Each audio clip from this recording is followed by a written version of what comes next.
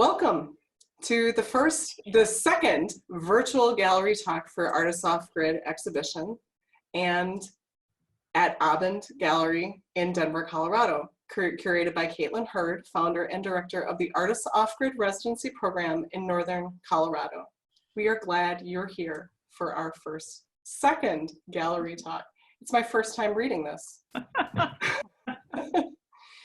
So we are doing this because due to COVID-19, the pandemic, which has caused us all to stay home across the United States, we find ourselves, like many artists and creative enterprises, no longer being able to share our work in person, but we've moved it online. So instead of our opening reception and the gallery opening its doors, Abend Gallery have decided to bring the show to you virtually through this webinar forum. Each gallery talk, Hurd will be inviting different artists from the exhibition to talk about their experiences while on the Artists Off Grid residency, as well as their process and artistic concepts. Join us again. We're doing this again next Saturday on April 25th, and we're going to talk with Ivy Hickam, Lindsay Dunnigan, and Fabricio Suarez. There's just a couple of things about Zoom if you've never been on it before. You'll find at the bottom of your screen that you have a little chat button, and please go ahead and use it. Feel free to type your questions in at any time, and then towards the end, we'll do our best to answer them, and we'll get you squared away. What is Artists Off Grid? It is an independent artist residency centered in the visual arts, located just outside the Red Feather Lakes region in Colorado. Off the grid and in the wild, artists experience nature as they create outside for 2 weeks in July. Each day required attention to meet basic needs for shelter and food. As we worked together to meet these needs, we built a community. Critiques were held every few days to discuss progress as each artist explored the landscape in their own visual language. During these 2 weeks, we disentangled from our technology, we slowed down and simplified, and we focused on art making. The culmination of this residency was this exhibition at Abend Gallery in Denver, Colorado. And it's up now. You can see it, the show, on their website. Residents were asked to produce work following the residency, informed by their experience, which is now included in the exhibition. We would love to send a big thank you to Marilyn K. Ramming for her generous donation of her land to make this project possible. I'd like to introduce our moderator, Hurd. Caitlin is a figurative painter working on a series about the suspended in time moments when the mind is somewhere else. Mysterious works conveying the dark beauty that we all notice from time to time. She graduated with an MFA in painting from the New York Academy of Art.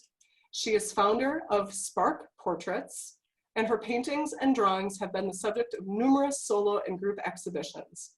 Her work has been represented in galleries in New York City, St. Bart, California, and Florida, as well as in prestigious private and corporate collections, including Dasha Zhukova and Howard Tolman. Caitlin? Hi. Thank you, Karis. So I'm going to start off by introducing our artists for tonight, Jenya Chernoff and Patricia McInroy. Jenya is a photographer living and working in Oakland, California. She studied film at UC Berkeley, San Francisco State University, and has since lived many lives as a rock drummer, graphic designer, professional baker, and dog trainer. Her fine art work seeks to give an emotional voice to the inanimate world through combined elements of landscape, still life, and sculpture. Welcome, Jenya. Thank you. And Patricia McInroy is a former photojournalist who grew up in Wyoming. Her photographs have been published in Newsweek, USA Today, and US News and World Report, among others. She has screened her video work in more than 30 film festivals across the United States, as well as in Europe and Latin America, In addition, has been shown in art galleries in Los Angeles, Santa Fe, Denver, and Albuquerque. She currently teaches at the Denver School of Photography and Rocky Mountain College of Art and Design. Patricia graduated from the Vermont College of Fine Arts with an MFA in 2007, and she currently lives in Denver with her wife, Jennifer, and a very talkative cat named Micah. Welcome, Patricia. Hi. Hey, everybody. I'm going to start off by asking the artists a few questions to guide this discussion. Okay. Free shot. As photographers, I'm sure the burning question on everyone's mind is, how did you take photos when you didn't have electricity? Okay. And I'm going to start this one with for Jenya. Yeah, I know that we both brought a whole lot of extra batteries, but I had a solar charger that I used mainly for battery charging. It was a little bit challenging because especially that second year, there was a whole lot of weather and a whole lot of cloud cover, and I found out kind of the hard way that solar chargers don't work very well when there's not full sun on them all day. So, you know, I never ran out of batteries. I was always able to shoot. Editing was a little bit of a challenge because charging the laptop really took more power than the solar charger had. So yeah, just getting my photos on the laptop and editing was something I had to kind of scrape to do. I have a follow-up question. What challenges, and this one's for Patricia, what challenges did you have in relation to light, electricity, that were specific to photography? Well, this being the second year of the residency, I had the advantage of being able to communicate with Jenya, and she had mentioned it was tricky doing the solar charging. So specifically, I brought, these are props, extra camera batteries, that helped a lot. And then specifically this charger, which plugs into a cigarette lighter, because we couldn't edit our stuff very easily until we downloaded it. So if someone was running an errand, it'd be like, hey, can I plug this into your car while you're running the errand and charge things up? And other than that, it was really a matter of the light. And really, we're so dependent on good quality of light. So that was a big part of it. Great, thank you. This question's for both of you, but let's start with Patricia. What was your typical day like on Artists Off Grid versus a day in your studio? So typically I would get up when the sun got up, if not earlier, and grab some coffee. Then I would see the only other person who was usually around, which was Kim. So she was also up really early. And so we'd usually just kind of quietly wave to each other. We had to be super quiet because everyone was sleeping in their tents. And then I would go off and see what was out there to photograph, especially while the light was still good. There was also a little competition to get to the toilet first in the morning, which this was what we had. This is really like down to earth, I guess you could say. So it's just simply a toilet lid placed on a bucket, and there's your privacy. So you had a great view while you were there, but then it was good to get off of that and just go out and explore. So I would just go out and see what my camera wanted to take pictures of that day and start to find themes in my work.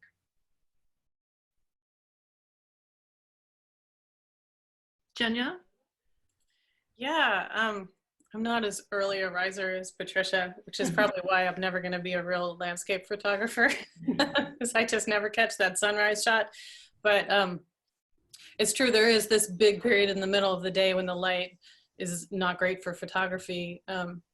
The first year it wasn't such an issue for me because I was concentrating exclusively on these Jello installations, and I would just find a shady spot for them generally. Some of them I actually lit with a flash. And if the light got really, really bad, I could go do something else until it changed. But the second year, I wasn't, I was roaming around more with Patricia, and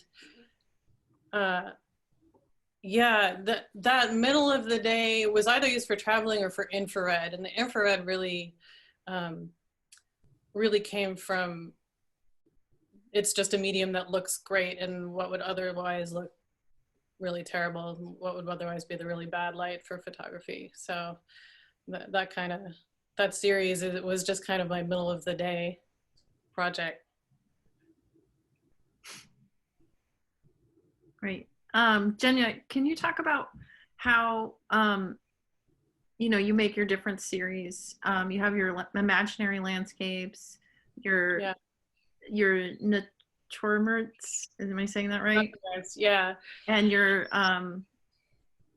each one just looks so different. And I'm just wondering if there's a link to all of it.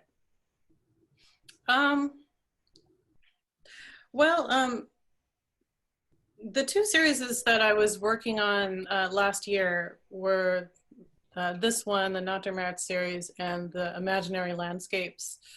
And both of them are just kind of different responses to the natural world.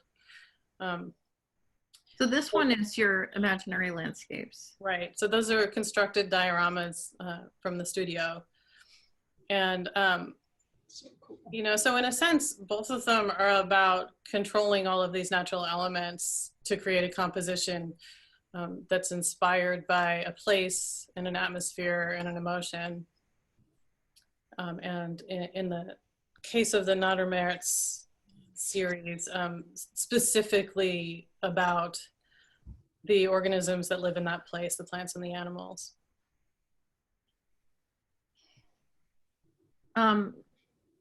Yeah, so you have this these two lenses, right? Like your detail kind of work, where you're like close up with the Naturemets series, and then the kind of wide lens with your natural or imagined landscapes. Yeah. So I kind of like that. One is so vast and one is like seeing the vastness. Yeah, it definitely was about a micro focus in the case of the little the series, and also the Jellos, where I was really getting intimate with the minutia of the landscape, and then the imaginary landscapes are obviously playing with scale on the other end of things. Thank you. Patricia, what did you notice that was different from your approach to the situation like we have now versus, like your approach to artists off grid versus other artists like the painters on the residency? Great, thanks. I know, and also, it was different also from Jenya's, because Jenya has an amazing studio practice, and I'm more of a documentary photographer. But with the painters, they would stay in one place like all day long. Sometimes even for several days, they'd stay in one place. And it was incredible to witness them doing that because I would move around all the time. So first I would have to get up really early to get the good light. And second of all, the immediacy of the medium of photography meant that I would take a few photos and then I would move along and take a few photos somewhere else. So it was just a really different approach. It was really valuable for me to see how other artists worked. It made me want to slow down. Thanks. Jenya, what advantages did you feel you had as a photographer over the painters? It's interesting because, as Patricia said, I was really conscious of the painters getting to just, I was kind of jealous of the painters because you guys all got to just get up in the morning and put on your backpacks and find your spot. And you had your morning spot and your afternoon spot, and you knew exactly what you were going to do. You were going to sit in the spot and paint. And And whereas, you know, when the first year I kind of, because I was doing more installation-based stuff, I could kind of stay put. The second year I was roaming around and I had no idea what a day was going to bring me. And I'm not as much of a journalistic photographer as Patricia. And so I felt a little bit lost. So I'm not sure if it felt like a disadvantage in the moment. And then I walked away with a lot of stuff that really fueled my studio work afterward. So you never really know. Right. That kind of reminds me of Patricia's pathways work, like what you just said. Patricia, can you talk about that? Yeah, sure. So I had different series that I was working on, and one of them was this Pathways series. And it just was a very natural thing to work on because, you know, you would see these vast landscapes and then these paths that would go on sort of into infinity. And it really just felt like possibility. And again, the time of day would change the light on each path really differently. Some of them were like probably social cattle trails or wildlife trails. There were dirt roads in the area, but some of them were also because vehicles would drive into that area. And so there would be a very temporary path that you knew was going to disappear soon. And there was something really beautiful about that sort of temporary path. So that was one of the themes that I focused on. Mm. Thank you. Thanks. I'd like to hear about a couple of creative discoveries that you guys had while you were on the residency. First Jenya, and then Patricia. I had a couple. One was that snake. That's not the snake, but it is a snake. And I was driving around with Patricia and saw a dead snake on the side of the road. And we pulled over and I grabbed it. And I did one of my favorite images that ended up in the show that I think we have a picture of. Yeah, let me just go and quick find it. That was just serendipitous. It happened in a day. And then I think most of my creative epiphanies came from weather, like the amazing foggy, misty atmosphere that would happen most mornings and often afternoons, how storms rolled in so fast and changed everything, and just being really inspired by what was going on in the sky. And that kind of, that mistiness is so great because it's about what's hidden and what's behind there, what's in the background that you have to infer. So yeah. Patricia? Well, I'm kind of tying this back in a little bit to what you were asking about with the painters. We went on a field trip where, which Caitlin led, where the idea was that people would go to one spot.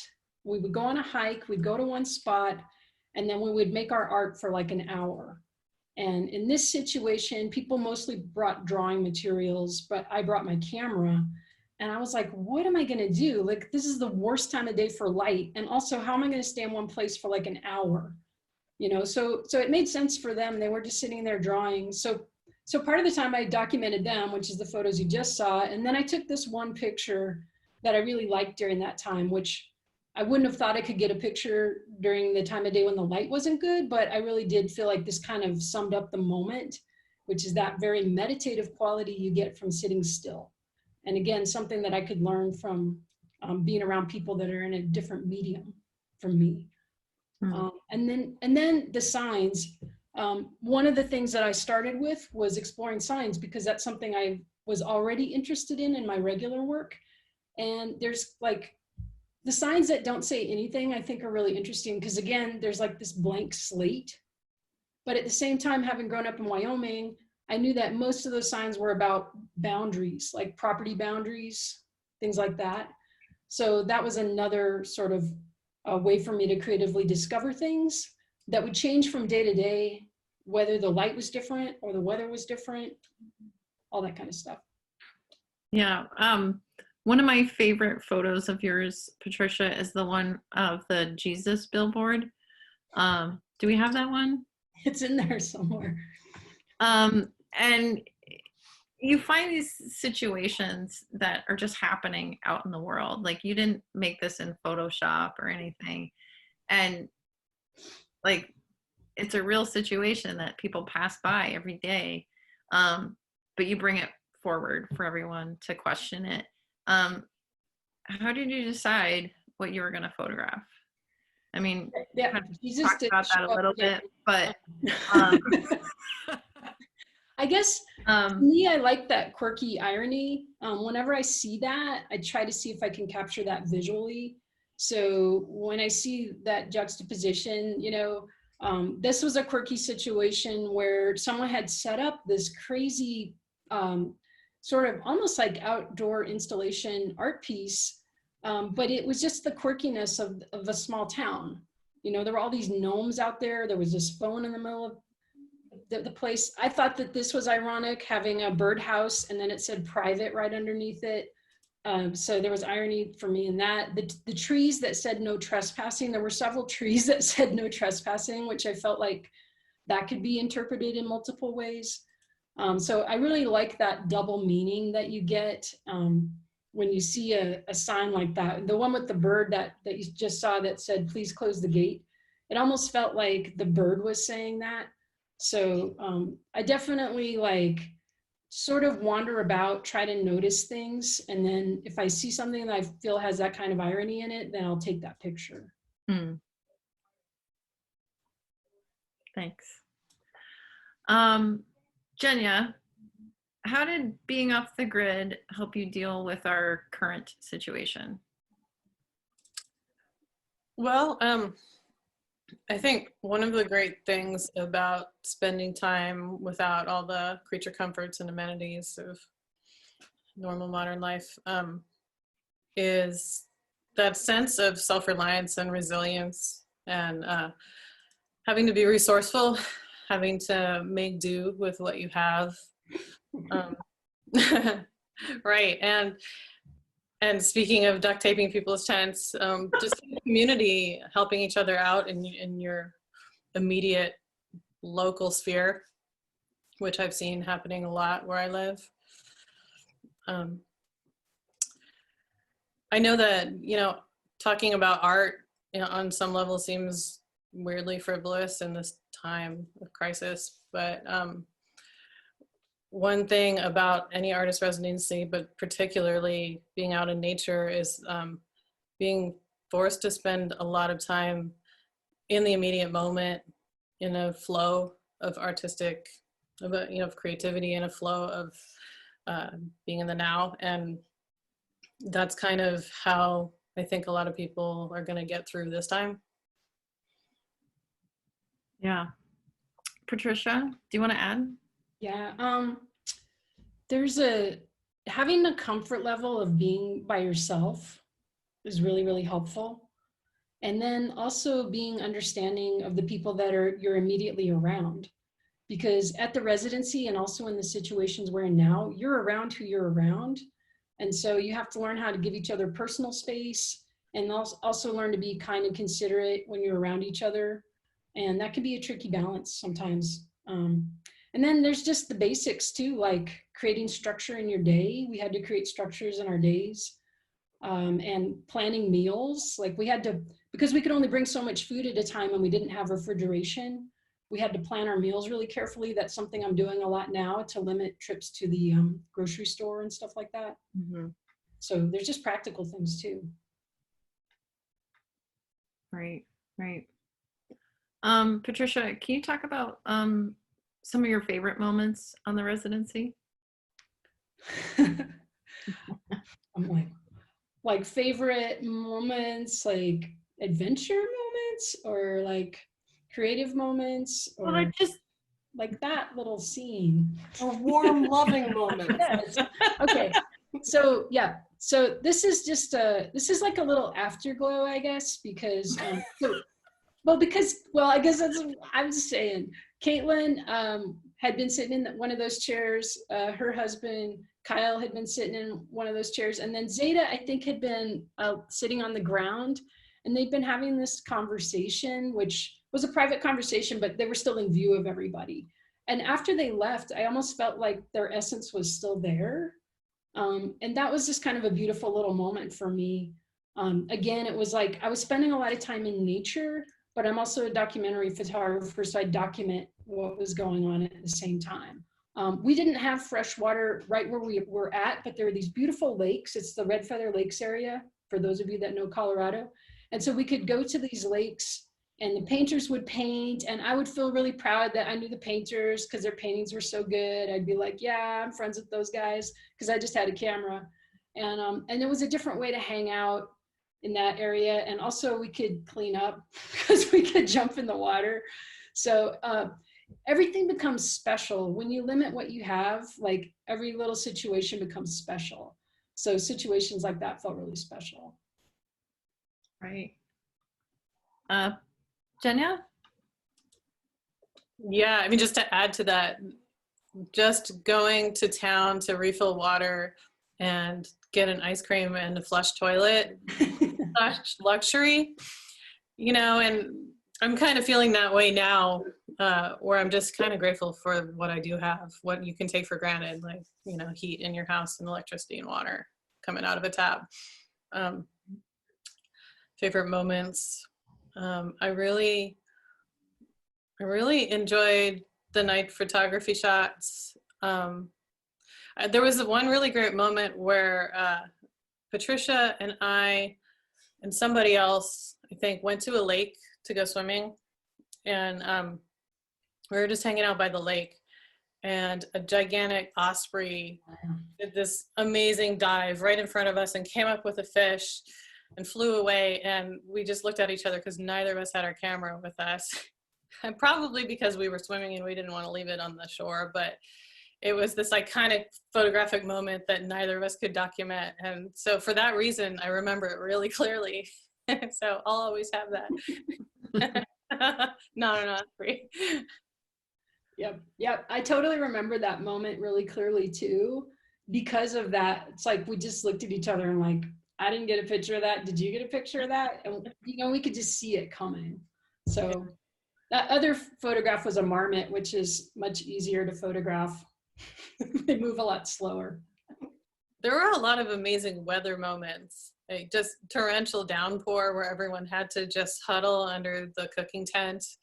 And I actually really love stuff like that because it's like everyone just has to stop because nature decided we have to stop for a minute, except Lisa, who would just paint through anything. Right. One of my favorite moments, well, Jenya, was I always like the night photographs you took because you were there for both years. I always think that it reminds me of like the camp dance, you know, at the week. But also your cooking. You made the most amazing Spam. So good. Yeah. If you want to share your recipe with everyone. Okay, so We've gotten into the canned meat. yeah, sure. I think that Spam, it was marmalade glazed Spam.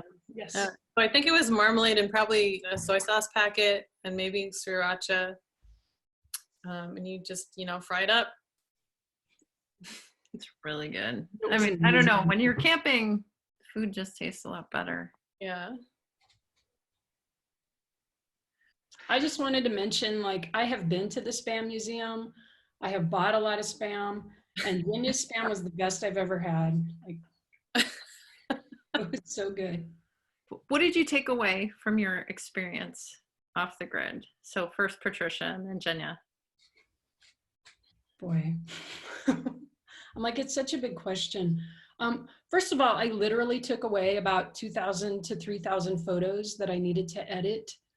But on a deeper scale, I just brought with me a larger appreciation. Okay, this is a metaphor for the flower that's growing out of the cow patty.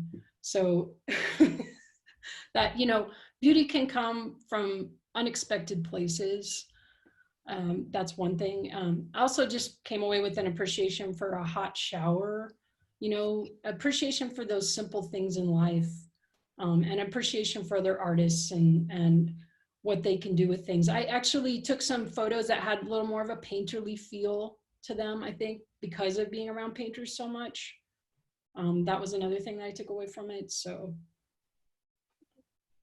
that's what comes to mind. Thanks. Jenya? Well, one thing, I've done a lot of backpacking, and when you backpack, you're kind of moving through a landscape usually and packing up every day or so. And so I had never spent, you know, a good solid amount of time in one place like that,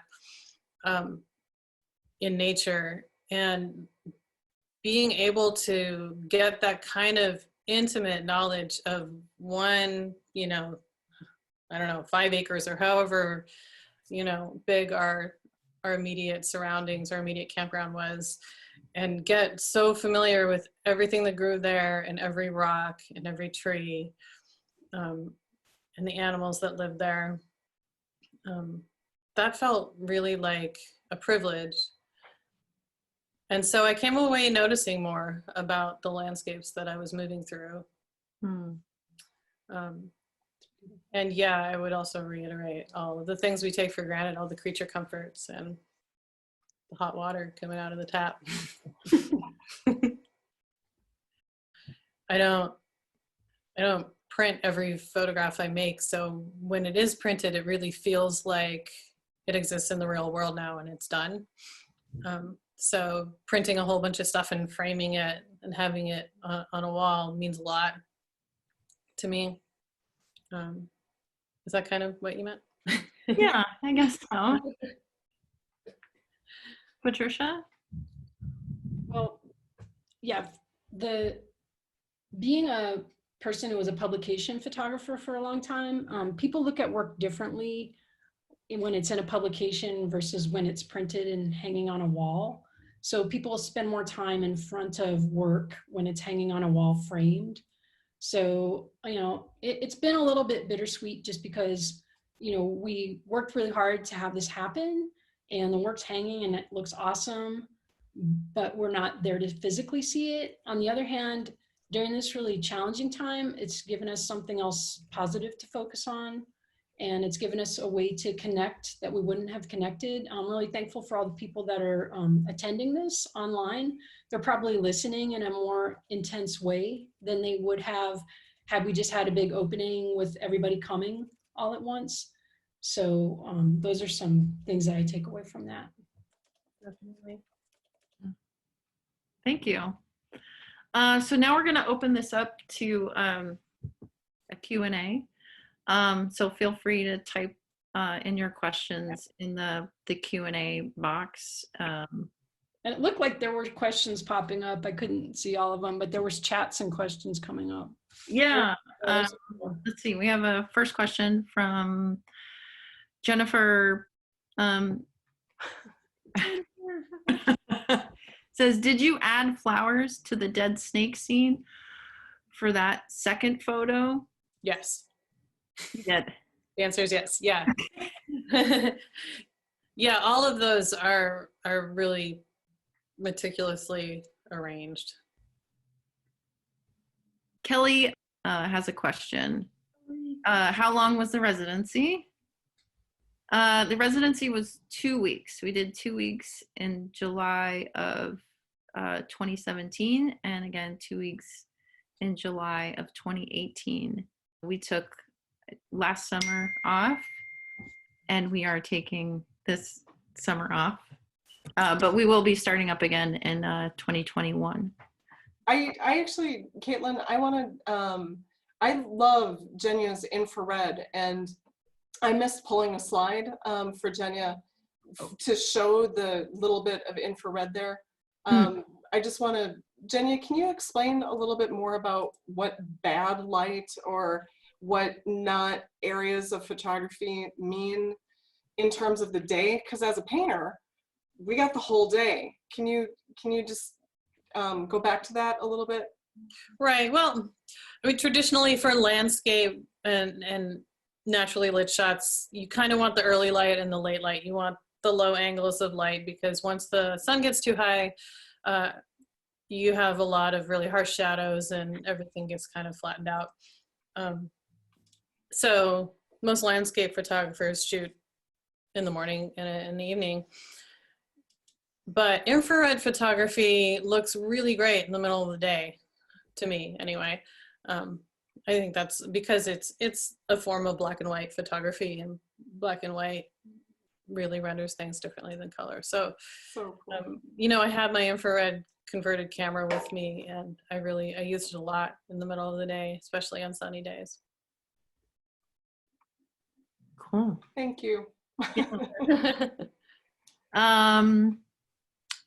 We have a question from Jennifer. How did you find out about the residency, and how can others apply to Artists Off Grid? And why did you have duct tape on your tent? Does anybody want to answer those? Well, I'll answer some, and maybe Jenya has more to add. But so when the residency came around, I had a friend who suggested that I apply, who knew Caitlin, and so it was a very serious application process, though. You definitely had to be the right kind of person for this kind of residency because of the fact that it's very bare bones. That was a big part of it. So you had to submit work, you had to do an interview, and you had to talk about specifically, not only maybe what you'd want to work on, but also what you could bring to it as a human being. So that's how I found out about it. And there's a website, which I'm sure Caitlin could probably share. So A really great question from Maggie Nowinski. Are you guys seeing that one? yeah, I was just looking at that too. One about process and editing. No. Well, can you read I it? can read it, yeah. In terms of process, how important was editing on site for you both?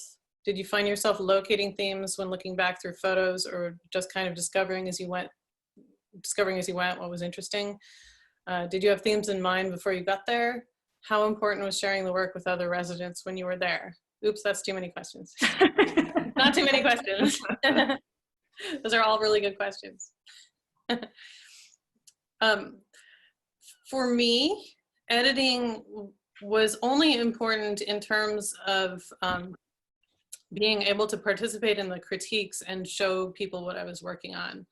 That was a little bit of more of a challenge, I think, for us than for the painters, because we had to kind of just share our screen around, and sometimes the light wasn't favorable to that. And oh yeah, Patricia made prints at some point. Right.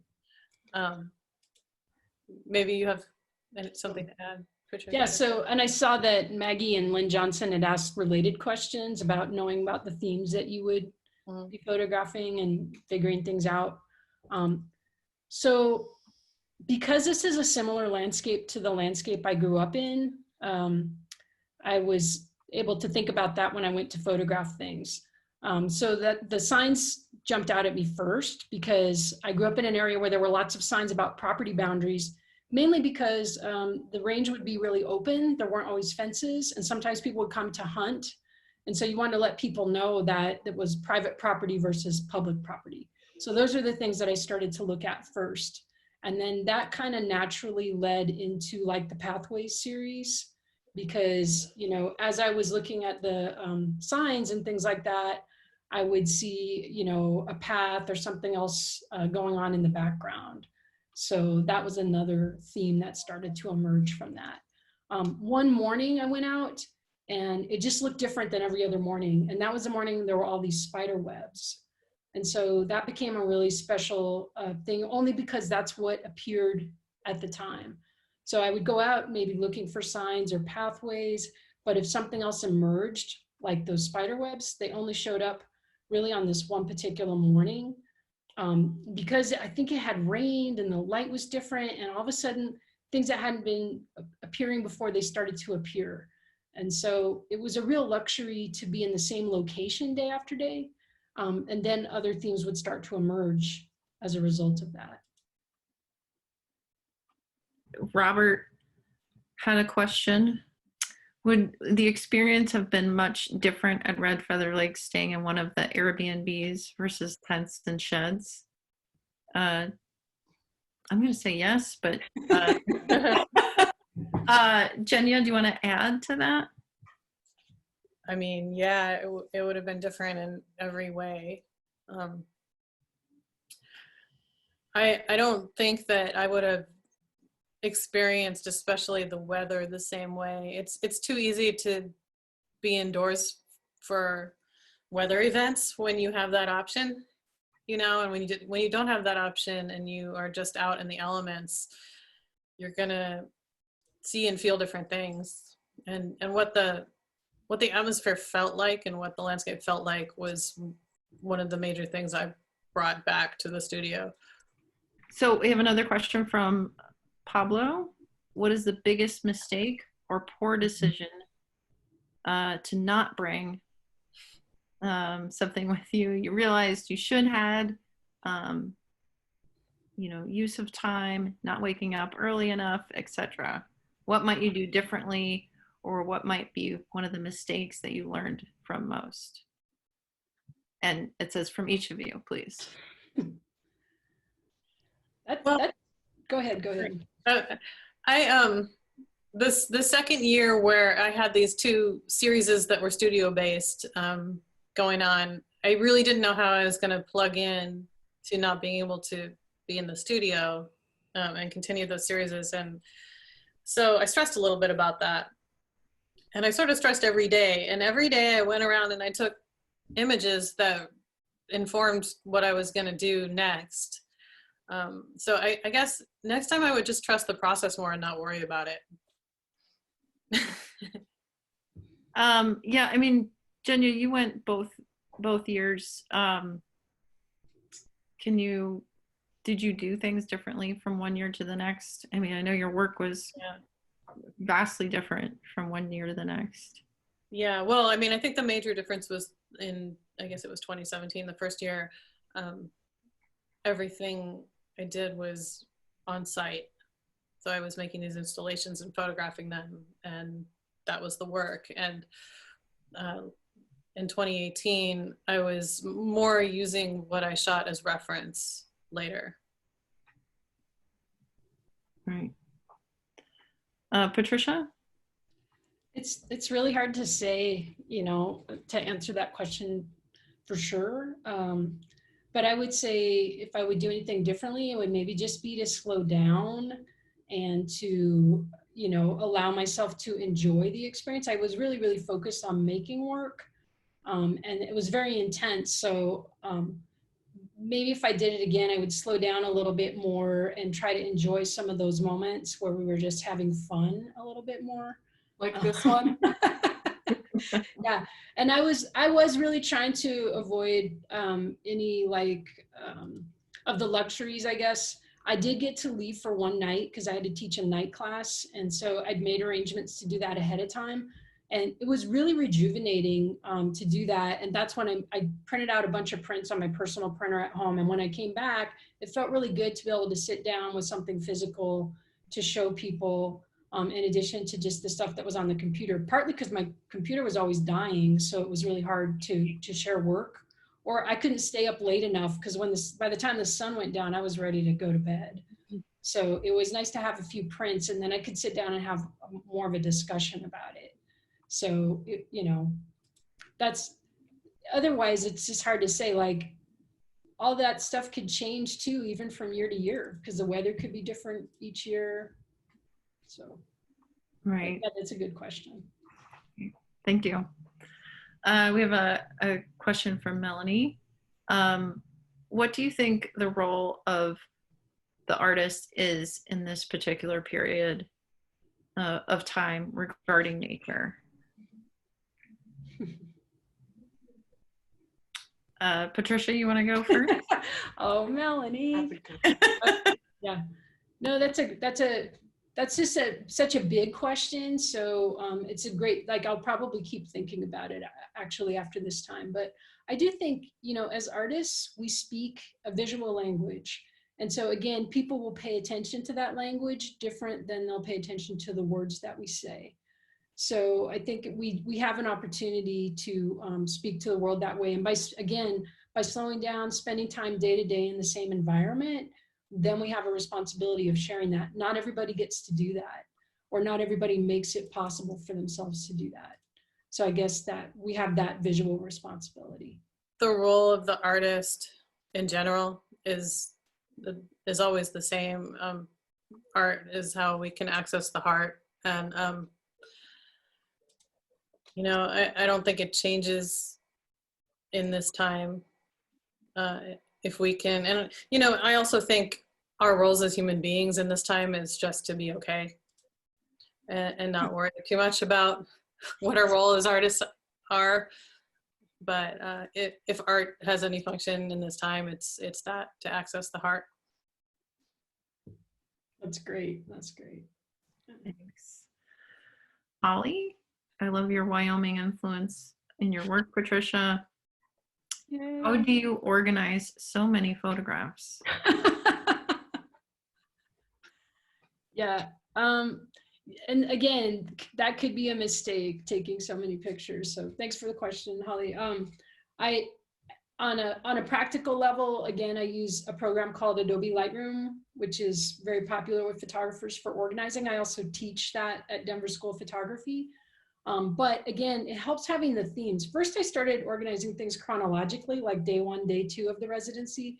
Then I made separate organizationals for like signs, pathways, quirky things, documentation, and then a lot of times I'd have to cross-reference them. So I didn't do it perfectly, that's for sure, but those are kind of the tools that I use. Yeah, I mean, they're kind of diorama little constructions out of clay, mostly, with other dirt and coffee grounds and sand. And it's funny because this is like the only behind the scenes I took. That was right before the residency, and that was not a successful shot, but that's kind of what goes into every shot. And that you can see the dry ice receptacles, little containers of dry ice right off frame. When I came back home, I got a fog machine going, so I didn't have to keep running out to the store for dry ice, where I'm shooting fog through a cooler full of ice to cool it down so it hangs low and doesn't just disperse. So some of these are dry ice, some are fog. Okay, so Lori Wall had a question she brought up that was from earlier. I was wondering how the animals and insects affected your time in art there. Was sound used in any of your pieces? So a lot of people are afraid of bears. Not pointing any fingers, just saying. Okay, afraid of bears. So that wasn't that the presence of animals so much as the imagined presence of animals had an impact on us, because we were very exposed, we were very vulnerable just sleeping out there. I did see a coyote that I thought was a mountain lion. What? I was out in a field. Yeah, I was so scared because I was on foot. It was early in the morning and I took a photo of it. So just that kind of thing kept you on your toes all the time. But it wasn't like somebody got bit by a snake or anything like that. It was just a heightened awareness of your mortality and your vulnerability from being in the elements all the time. I do think that made things more intense. I often create work that's video oriented, but because of the limited electricity that we had, I didn't do that. And so I didn't have any audio that was part of my work either. So I just focused on still photography because of the logistics, but that was kind of nice. It's nice to have limits set when you're creating art. Great. Jenya, did you want to add to that? Yeah, you know, I was surprised at how I expected to see a lot more wildlife than I did. I think because there were so many of us, they kind of kept their distance. But I just wanted to add that the critter that I'm scared of the most is ticks. And so I had a lot of tick paranoia going on and a lot of like spraying of you know, repellent. I'd like you to invite everyone to go visit the show at the Abend Gallery website. You can see the whole show and all the artworks there. Would it be okay to say a few thank yous? Of course. Yeah. Yeah, I just wanted to like do it while I had a little bit of a platform. I wanted to especially thank Denver School of Photography and the Abend Gallery. My boss at Denver School of Photography had like helped me make all the prints and frames, which are like huge. Like most of them are the size of a doorway. My partner Jen, who like agreed to let me go on this crazy residency and also came and visited for a day, and just everyone that's attended has been really appreciative. And I know that right now this isn't an easy time for anybody. It's difficult for everyone in a different way. So I just want to say thanks for like healthcare workers for sure, but also just the people working in grocery store and delivery, and just the people that are trying to get by because maybe their income's reduced or you're feeling sick yourself. So, you know, it's just really cool to like have participation at a time like this. Thank you. Thanks. I want to give a warm thanks and farewell. Again, thank you all for showing up tonight. A huge thanks to Dave Etheridge and the Abend Gallery crew. Thank you to all the artists off the grid. Patricia, Jenya, Lindsay Dunnigan, Ivy Hickam, Fabricio Suarez, Hannah Mogbell, Kirsten Savage, Kim Power, Lisa Lebowski, and Karis. Thank you, thank you, thank you. I couldn't do this without you. Stay safe and be well. Thank you. Thank you. Thanks. Thanks, guys. Bye. Bye.